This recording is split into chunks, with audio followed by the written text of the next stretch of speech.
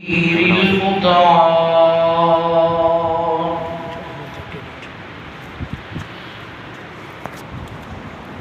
الحمد لله والصلاة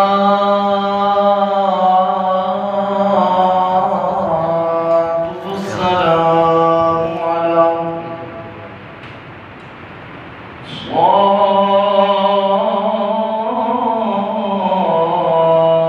الشرف والكرام.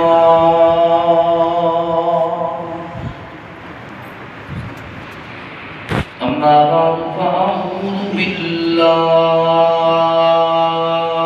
السميع العليم وبوجهه الكريم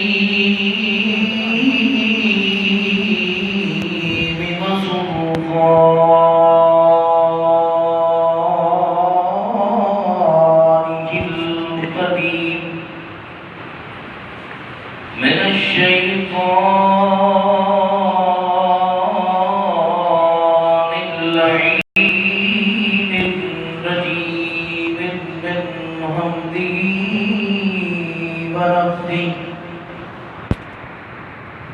من همزه ونفثه ونفسه. بسم الله الرحمن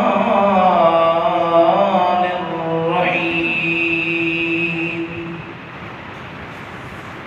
فإذا جاء أجلهم لا يستأخرون ساعة ولا يستقدمون.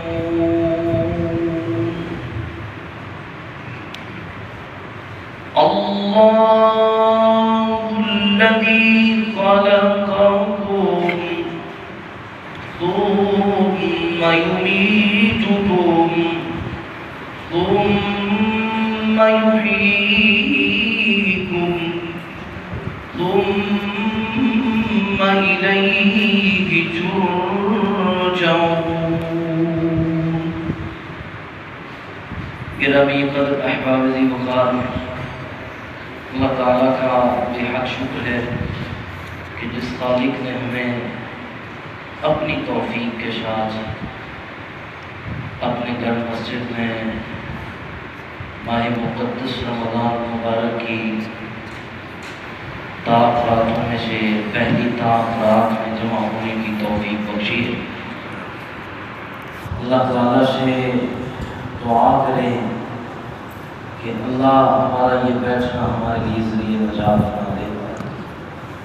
اور یقیناً اگر اللہ نے قبول کر لیا تو مجھے اس کی رحمت پہ یقین ہے کہ انشاءاللہ اللہ کی رحمت سے کوئی بھی یہاں سے پوچھنے والا محروم نہیں ہوگا انشاءاللہ. سب سے پہلے تو یہ بات ذہن نشین کر لیں کہ جو ہمارا وقت ہے نا، یہ اس میں غلطی ہو گئی ہے ہم سے. تو ساتھیوں کی رائے اور خیال یہ ہے کہ دوسرے پہر میں ہمارا یہ سلسلہ ہونا چاہیے. تو آئندہ جو طاق رات ہے انشاءاللہ 23ویں طاق رات، وہ ہم انشاءاللہ 1 بجے جمع ہوں گے. نماز تراویح پڑھ کے چلے جائیں گے. اگر کوئی ادھر لیٹنا چاہے، آرام کرنا چاہے، یہ اس کی اپنی مرضی ہے. اور اگر کوئی گھر جانا چاہے تو واپس ہم 1 بجے جمع ہوں گے. 1 بجے کے بعد یہ بچے 4 جو نوافل ہیں وہ پڑھائیں گے، اور اس کے بعد بیان ہوگا. بیان کے بعد وہ جو ہمارا یہ کچھ سیکھنے سکھانے کا طریقہ ہے وہ ہوگا. اسی دوران جو ہے وہ ریفریشمنٹ کا جو انتظام کیا جائے گا وہ احباب کو اپنا اپنا حصہ مل جائے گا. اور اس کے بعد انشاءاللہ ہم اللہ کے حضور وطر پڑھیں گے. تو یہ شیڈول آئندہ سے آپ ذہن نشین کر لیں. امید ہے کہ انشاءاللہ اب اس میں تبدیلی نہیں آئے گی اللہ کے فضل سے۔ تو یہ پتہ تب چلے گا کہ ہم کتنے ساتھی کو ساتھ لے کے آتے ہیں۔ اب بات کرنے کے لیے کوشش کیا کریں کہ آپ اپنے گھر کے فرد ہی آ جائیں تو اللہ کے فضل سے یہ معاملہ بہتر ہو سکتا ہے۔ تو جو عنوان ہم نے اشتہار میں لکھا ہے وہ ہے موت کچھ بھی نہیں دیکھتی۔ جب یہ فیصلہ اللہ کی طرف سے لکھا ہوا تو روز اول سے ہے، لیکن کسی پر صابر ہونے کا وقت آ جاتا ہے تو اللہ تعالیٰ کہتے ہیں کہ فَإِذَا جَاءَ أَجَلُهُمْ يَسْتَأْخِرُونَ سَاعَةً وَلَا يَسْتَقْدِمُونَ۔ اگر کسی کے 7:35 لکھے ہوئے ہیں، میرے رب کے قرآن کا فیصلہ ہے 36 ہونے والے نہیں ہیں، 34 بھی نہیں ہو سکتے، 36 بھی نہیں ہو سکتے۔ اللہ کہتے ہیں کہ ایک لمحہ بھی دنیا کے کسی کونے میں انسان چلا جائے، دنیا کے کسی بھی جزیرے پہ چلا جائے، اللہ کی وہ جو آواز ہے، اللہ کا جو فیصلہ ہے، یہ اس پر آن پہنچے گا۔ بیٹا اللہ نہ کرے کسی کا ایکسیڈنٹ ہو، وہ کیا کہتے ہیں کیا لینے گیا تھا، وہ جو اللہ نے فیصلہ کر دیا ہے نا کہ فَإِذَا جَاءَ أَجَلُهُمْ لَا يَسْتَأْخِرُونَ سَاعَةً وَلَا يَسْتَقْدِمُونَ۔ محدثین مفسرین نے لکھا ہے کہ جس جگہ کی مٹی انسان کے مقدر میں لکھ دی گئی ہے اور جس وقت لکھی جا چکی ہے، اس مٹی میں اس وقت وہ پہنچ کے رہے گا، دنیا زور لگا ہے۔ دیکھیں نا، ایک مثال میں اکثر دیتا ہوں، جب ضیاء الحق کا طیارہ پھٹا تو ایک ایک کوٹی لوگوں نے جو ملی اسے اکٹھا کیا، اور ایک طرف وہ جسے بم دھماکے میں شہید کروایا گیا، اللہ تعالیٰ نے اس آدمی علامہ احسان الہی ظہیر کو اٹھا کے فقیر الغرقد میں پہنچا دیا۔ کیوں کہ احسان الہی کے مقدر میں موت لاہور قلعہ لجپت سنگھ میں لکھی تھی، رات کے 11:38 میں لکھی تھی، 39 نہیں ہوئے۔ کیوں کہ میرے رب کا فیصلہ ہے، جب یہ آ جاتی ہے ایک لمحہ پہلے بھی نہیں اور ایک لمحہ بعد میں بھی نہیں ہے۔ اب دیکھیں، انسان کی پیدائش کے پروسیس ہوتے ہیں، 40 دن تک یہ رہتا ہے، 40 دن تک یہ ایک لوتھڑا ہوتا ہے، اس گندے وہ جو خطرے سے لوتھڑا بنا، اس لوتھڑے سے پھر 40 دن اسے ماس کے لیے، گوشت کے لیے، پھر ہڈی کے لیے 40 دن، پھر اللہ تعالیٰ کہتے ہیں کہ 4 ماہ کے اس پروسیس کے بعد کائنات کا رب اس کے لیے تجدید عمر کرتے ہیں۔ لکھی اس کے لیے پہلے ہی ہوئی ہے، لیکن تجدید ہوتی ہے کہ اتنے سال یہ اب جیے گا، اتنے سال، اتنے دن، اتنے مہینے اس نے جینا ہے۔ اب آپ اندازہ کریں کہ انسان بڑے بڑے لوگ، کوئی بچہ آج تک کوئی ایک مثال ہوتا نہیں کہ اس نے بڑی کوشش کی وہ بچ گیا۔ یہ موت ضرورتیں نہیں دیکھتی، ہمیں شہید ملت علامہ احسان الہی ظہیر کی ضرورت تھی، جس کے متعلق دنیا کہا کرتی تھی کہ اگر یہ 10 سال جی گیا تو پوری دنیا میں صرف اگر بلبلہ ہوگا تو مسلک اہل حدیث کا ہوگا۔ ہمیں ضرورت تھی، لیکن اس موت نے ضرورت نہیں دیکھی۔ حضرت موسیٰ علیہ السلام اللہ کے جلیل القدر پیغمبر، اللہ کے رسول ہے، فرشتہ آیا، تھپڑ دے مارا، آنکھ پھوڑ دی اس کی، میں نہیں کرنا چاہتا، فرشتہ واپس آیا، آ کے کہتا ہے کہ اللہ کا حکم ہے کہ یہ بیل ہے، بیل کے کمر کے اوپر اس کے جسم پہ ہاتھ رکھو، جتنے بال نیچے آ جائیں اتنے سال جی لو، اتنے سال جینے، کتنے بال آ سکتے ہیں گنتی نہیں۔ ممکن ہے کہ کوئی ہمارے سر کے بال گرتے تو کم از کم ایک ہاتھ کے نیچے ایک سر کے بال تو آ سکتے ہیں نا، اتنے سال جینا ہے۔ جناب موسیٰ نے پوچھا پھر، کہا پھر فَإِذَا جَاءَ أَجَلُهُمْ لَا يَسْتَأْخِرُونَ سَاعَةً وَلَا يَسْتَقْدِمُونَ، پھر بھی جو وقت لکھ دیا گیا ہے اس پہ آپ کو مرنا ہے۔ اب یہ نبی کیا کہتے ہیں، اگر پھر مرنا ہے تو آج ہی مرنے کے لیے تیار۔ یہ عنوان رکھنے کا اصل مقصد یہ ہے کہ جب ہم نے مرنا جو ہے تو پھر دنیا کے پیچھے دوڑ لگانے سے بہتر ہے ہم اپنی آخرت کی تیاری کریں، اپنی آخرت کی تیاری کریں۔ مجھے پتہ ہے کہ آپ سب مجھ سے زیادہ جانتے ہوں کہ ہم کچھ اللہ کے فضل سے ہیں بھی اہل حدیث، اور کچھ نہ کچھ ہمیں پڑھنا بھی آتا ہے، اور پھر ہم کسی کو کیا سمجھتے ہیں، کہیں کہہ رہے ہیں پتہ نہیں موڑ میں نبی میں۔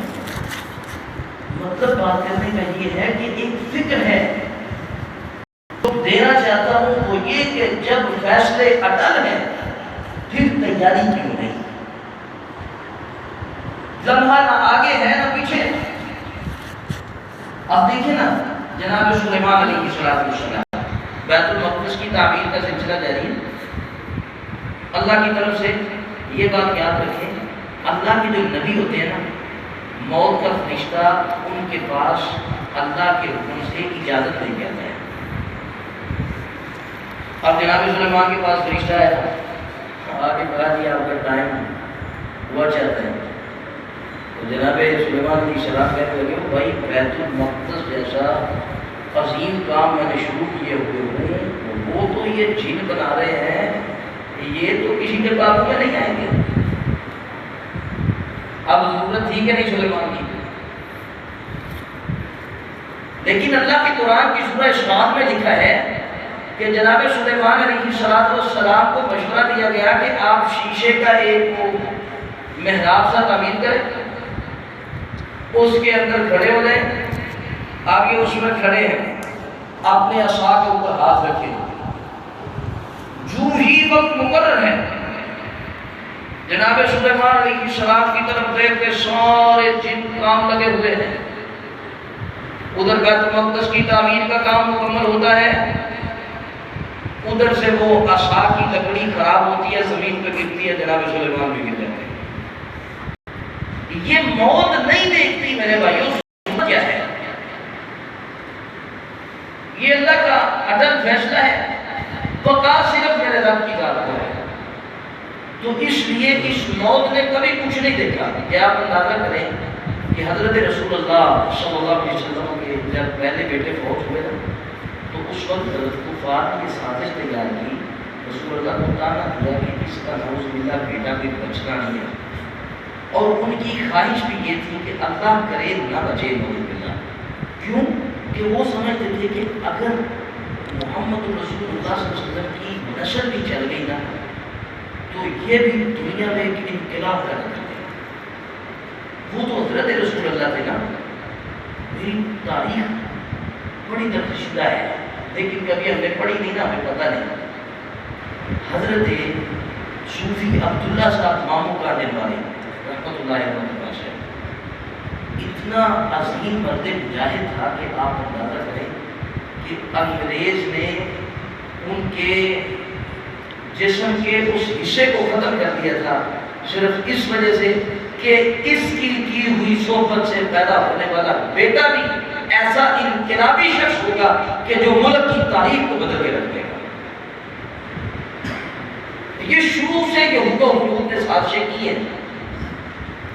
اب حضرت رسول اللہ صلی اللہ علیہ وسلم کے مطابق ان کا کیا گمان ہے کہ ہم نسل ختم کر دیں گے نعوذ باللہ۔ اللہ کہتے ہیں کہ جسے ہم رکھنا چاہیں اسے کون ختم کرے؟ اللہ کہتے ہیں تم کٹے تم ہو، میرے رب کی ذات کل بھی بلند تھی، آج بھی بلند ہے۔ اب آپ اندازہ کریں، حضرت رسول اللہ صلی اللہ علیہ وسلم نے اپنے بیٹے ابراہیم علیہ السلام کو اپنے ہاتھ میں اٹھائے ہوئے اور پیارے محبوب کی آنکھوں میں آنسو ہیں۔ صحابہ نے محسوس کیا، کہنے لگے اللہ کے پیارے محبوب آپ نے تو کہا تھا رونا نہیں ہے، گریبان نہیں پھاڑنے۔ اللہ کے پیارے ابراہیم علیہ السلام نے فرمایا میں باپ ایلا نہیں کر رہا، یہ میری آنکھ سے نکلنے والے آنسو دکھ کے آنسو ہیں، ان کو دنیا کی کوئی طاقت روک نہیں سکتی۔ لیکن حضرت رسول اللہ صلی اللہ علیہ وسلم نے اس وقت بھی کہا تھا کہ میرے اللہ میں اس غم کی حالت میں بھی وہی کہتا ہوں جس سے تو میرے اوپر راضی ہو جائے۔ کیوں کہ حضرت رسول اللہ جانتے تھے کہ جو آیا ہے اس نے جانا ہے، موت نہیں دیکھتی کہ ضرورت ہے بیٹے کی، موت نہیں دیکھتی کہ بیٹوں کو باپ کی ضرورت ہے، موت نہیں دیکھتی کہ مسجد کو خطیب کی ضرورت ہے، موت نہیں دیکھتی کہ جماعت کو لیڈر کی ضرورت ہے، موت نہیں دیکھتی کہ ادارے کی ترقی تعمیر کے لیے فلاں شخص کی بڑی ضرورت ہے۔ اللہ کہتے ہیں کہ جب وقت مقرر ہے ہوا بس اس کا کام تمام ہے۔ اب ایک قدم اور آگے چلیں، دنیا کی سب سے اہم ترین ہستی حضور نبی کریم جناب محمد رسول اللہ صلی اللہ علیہ وسلم، بلکہ اس سے پہلے ایک بات یاد رکھیں کہ کوئی نیک ہو یا بد، اچھا ہو یا برا، چھوٹا ہو یا بڑا، مرد ہو یا اور سب نے اب وہ ذوالکفل کا واقعہ قرآن مجید کی سورہ انبیاء میں آتا ہے کہ آپ اندازہ کریں اتنا گناہگار، اتنا بڑا زانی، اتنا بڑا زانی، مال و دولت بھی اللہ نے بے بہا دیا ہوا تھا، محلے کی ہر عورت اس سے پناہ مانگتی تھی، لیکن جس دن آپ اندازہ کریں کہ لوگ دعائیں کیا کرتے تھے کہ رات کو سوئے اور صبح اٹھے، اور جس دن اس کی موت کا وقت آن پہنچا وہ سجدے میں پڑا ہوا تھا۔ لوگ حیران ہو گئے، اس ذوالکفل کی توبہ کو بھی کائنات کے رب نے قبول کیا، اور وہ جو اس کے دل میں بات تھی نا مرنا کس نے دیکھا ہوا ہے، اللہ نے وہ بھی ختم کر دیا۔ یہ فرعون سمجھتا تھا کہ میں دنیا میں مرنے کے لیے نہیں آیا، اگر سمجھتا ہوتا کہ مر جانا ہے تو پھر وہ کہتا کہ انا ربکم الاعلی، وہ بھی نہیں رہا۔ اللہ رب العزت کی ذات کے ساتھ ٹکر دینی اس میں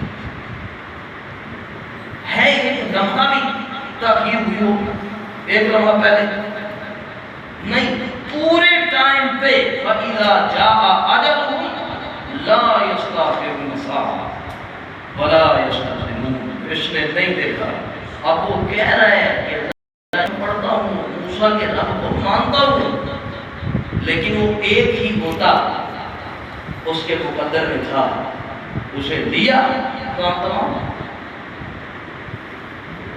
حضرت رسول اللہ صلی اللہ علیہ وسلم کی کتنی ضرورت ہوگی کہ آپ اندازہ کریں کہ حضرت عمر بن خطاب نے کہا تھا کہ جس نے یہ کہا کہ حضرت رسول اللہ صلی اللہ علیہ وسلم اس دنیا سے رحلت فرما گئے ہیں، میں اس کی گردن اتار دوں گا،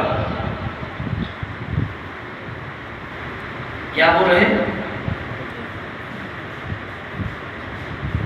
یہ ایک الگ بات ہے، کوئی کہتا ہے پردہ کر کے، کوئی کہتا ہے رحلت کر کے، کوئی کہتا ہے بہت ہو گئے، لیکن مانتے سبھی ہیں کہ رہے نہیں ہیں، کوئی ظاہری مانے یا باطنی اس اختلاف میں نہیں جانا چاہتا، لیکن موت اس نے کبھی نہیں دیکھا کہ کس کی کہاں کب کتنی ضرورت ہے، میں اسے لے کے جا رہی ہوں۔ فیصلہ اٹل، موت آ کے رہے گی۔ اب محترم بھائیو، اس موت کے آنے کی اگر تو تیاری ہے، اگر تو تیاری ہے تو پھر قرآن کہتا ہے کہ اس کے لیے فرشتے کتابوں میں کھڑے انتظار کر رہے ہیں، یا ایتھا النفس المطمئنہ ارجعی الی ربک راضیۃ مرضیہ فادخلی فی عبادی فادخلی فی عبادی فادخلی فی عبادی وادخلی جنتی. اللہ ہمارے نصیب میں بھی ایسا ہے کہ اللہ کہتے ہیں میرا بندہ آیا ہے، اس بندے کو میری جنت میں داخل کرو. اگر تو اچھا ہے اور اگر برا ہے تو پھر کیا ڈھونڈو. وَالْتَفَّتِ السَّاقُ بِالسَّاقِ إِلَىٰ رَبِّكَ يَوْمَئِذٍ الْمَسَاقُ. وہ کوئی ڈھونڈو دم کرنے والا، کوئی ڈھونڈو ایسا جو کوئی انتظام کر دے کہ ابھی بچ جائے. لیکن اللہ کہتے ہیں کہ حضرت رسول اللہ نے فرمایا کہ اس طرح نکلتی ہے کہ آقا کریم نے مثال دی کہ جس طرح بیری کے درخت کے اوپر ململ کا کپڑا ڈالے اور کپڑا ڈالنے کے بعد پیارے محبوب فرماتے ہیں اسے کھینچے، اس کپڑے کے پلے کچھ نہیں رہتا. آقا کہتے ہیں برے آدمی کی روح اس طرح تکلیف کے ساتھ نکلتی ہے. بدلائیے اگر ہم اپنی زندگی کے اندر اس موت کی تیاری بھی نہیں کر سکے پھر ہم نے کیا کیا ہے. حضرت رسول اللہ پناہ مانگا کرتے تھے موت کی سختی سے. تو محترم بھائیو، ایک تو لمحہ ہے یہ سختی والا، اور دوسرا قرآن میں پتہ کیا کہتا ہے؟ اللہ تعالیٰ فرماتے ہیں کہ فلا صدق ولا صلى ولكن كذب وتولى ثم ذهب إلى أهله يتمطى أولى لك فأولى ثم أولى لك فأولى أيحسب الإنسان أن يترك سدى. اللہ کہتا ہے یہ قبر میں لیتا ہے، میرا رب کہتا ہے ایک طرف کی پسلیاں دوسری طرف کی پسلیوں میں ڈال کے میرے رب نے جھنجھوڑ کے پوچھا ہے بتا کہاں ہے تیرا تکبر، بتا کہاں ہے تیری بدماشیاں، کہاں ہے تیری عیاشیاں، کہاں ہے تیری فحاشیاں، کہاں ہے تیری دولتیں، کہاں ہے تیرا مال و متا. کوئی نہیں ہے. آج کہہ رہا ہے اللہ جی پیچھے جانے کا موقع دے دے. میرا رب قرآن میں کہتا ہے یا ایھا الذین آمنوا لا تلہکم اموالکم ولا اولادکم عن ذکر اللہ ومن یفعل ذلک فاولئک هم الخاسرون وانفقوا مما رزقناکم من قبل ان يأتي أحدكم الموت فيقول رب لولا أخرتني إلى أجل قريب فأصدق وأكن من الصالحين.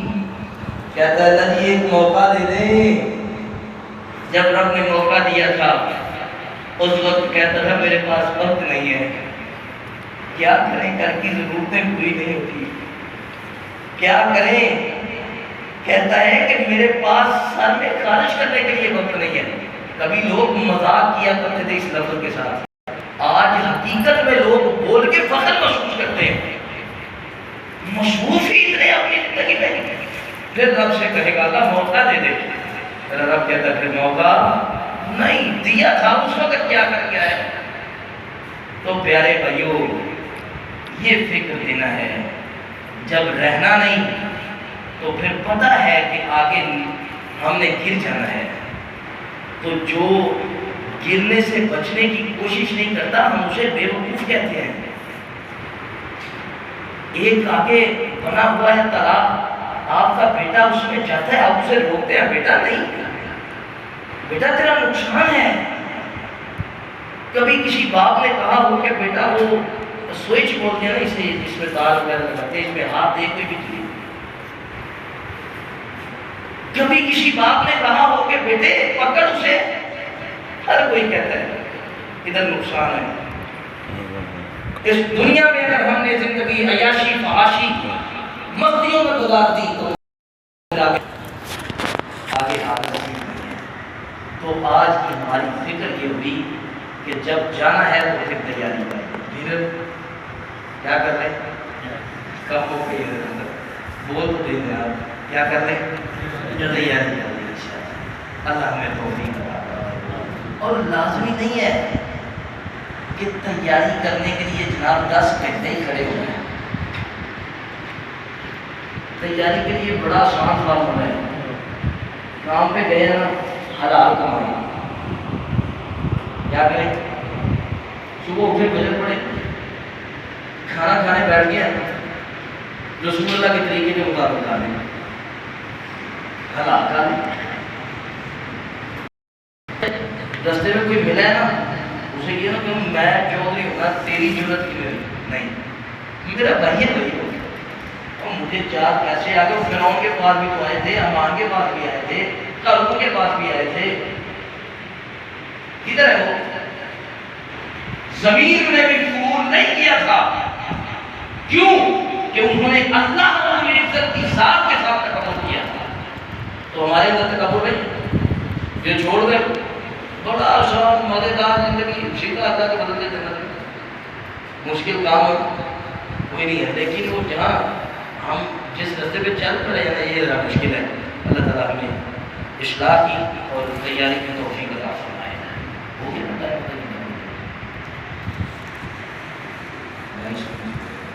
جس بندے کو یہ فکر لگ جاتی ہے نا تیاری کی.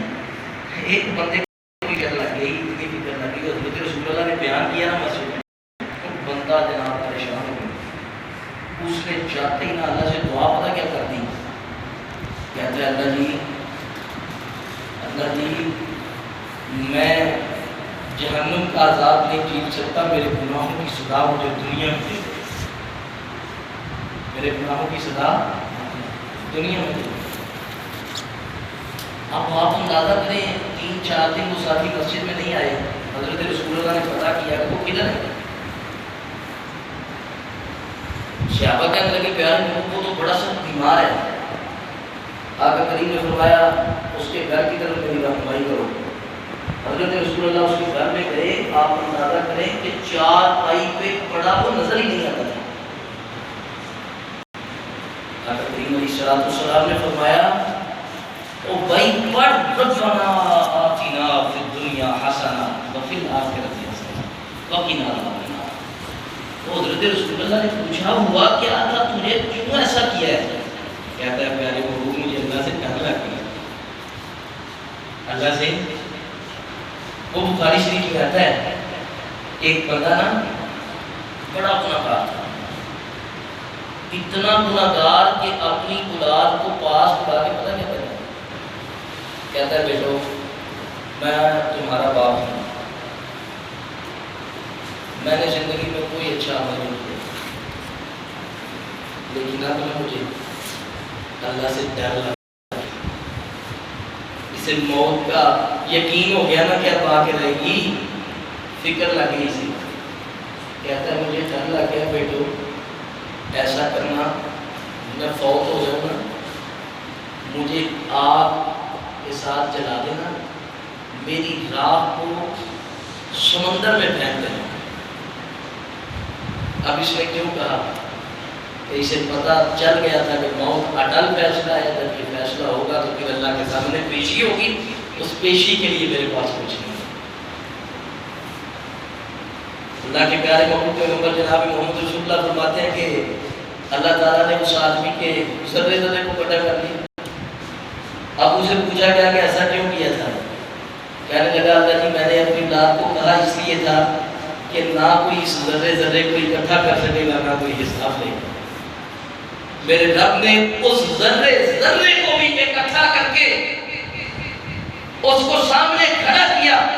اس میں روح پیدا کی. روح پیدا کرنے کے بعد میرے رب نے پوچھا ایسا کیوں کیا. کہتا ہے اللہ جی آپ سے ڈر لگ گیا تھا. میرا رب کہتا ہے جان میں نے تجھے اس ڈر کی وجہ سے معاف کر دیا. اور ڈر تو لگ جائے کہ بندہ کہے تو مجھے اللہ سے ڈر لگ جائے. دیکھو مسیح تو ہی سمجھ رہے ہو میں کہاں وہ میں کیا ہے؟ کون ہے؟ کیا حیثیت ہے؟ آپ اندازہ کریں کہ اس کرونے نے بھی کئی لوگوں کی میت بدل کی، تو اس لیے جسے فکر لگ جاتی ہے نا، اللہ اس کا جیک بھی لگا دیتا ہے، اللہ اس کا تو فکر کم از کم لگا دیں کہ ہم نے اس دنیا سے چلے جانا ہے، اللہ کے سامنے پیش ہوں گے، جواب دے دیں گے۔ اگر فکر بھی لگ گئی تو کام بن جائے گا انشاءاللہ۔ اللہ ہمارا اپنی رحمت سے کوئی کام بنا دے اور اللہ حساب کے کٹہرے میں ہمیں کھڑا نہ کرے۔ آمین۔ اللہ کی قسم آقا کریم فرماتے ہیں جو حساب کے کٹہرے میں کھڑا ہو گیا نا، حدیث میں آتا ہے اس کی بچت کا تو معاملہ ہو ہی نہیں سکتا۔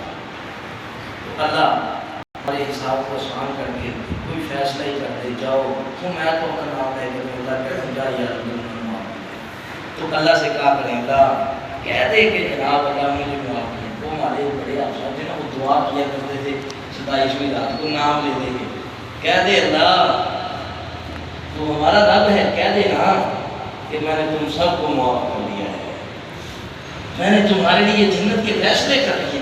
اللہ کے ساتھ لاڈیاں کیا کریں، اللہ کے ساتھ پیار کیا کریں، اور جس طرح بیٹا ماں سے دودھ نہیں مانگتا اس طرح اللہ سے مانگا کریں۔ لیکن یقین جانے ہفتے میں ایک دن بھی سرور آ جائے نا، یہ پورے ہفتے کی ٹینشن ہو گئی، ایک دن بھی لگ جائے نا صبح صبح۔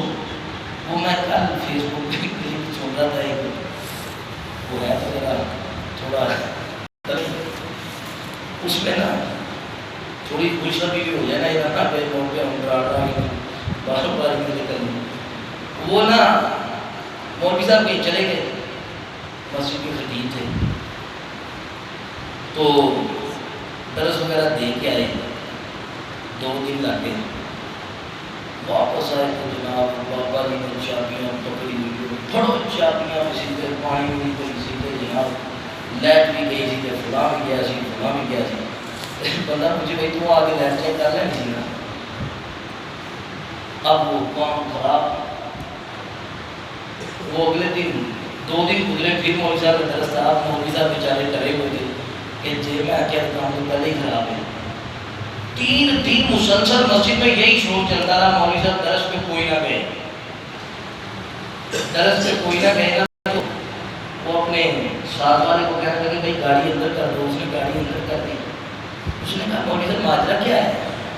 اس نے کہا درس پہ نہیں جانا، اس نے کہا ٹائم دیا، اس نے کہا چھوڑو ٹائم دیا ہوا ہے، آج رات بنا نہیں کرنا کرنی ہے۔ وہ مولوی صاحب نے نیت کر لی کہ یا اللہ 100 نفر میں نے پڑھنا ہے، میری مصیبتیں ختم کر دے۔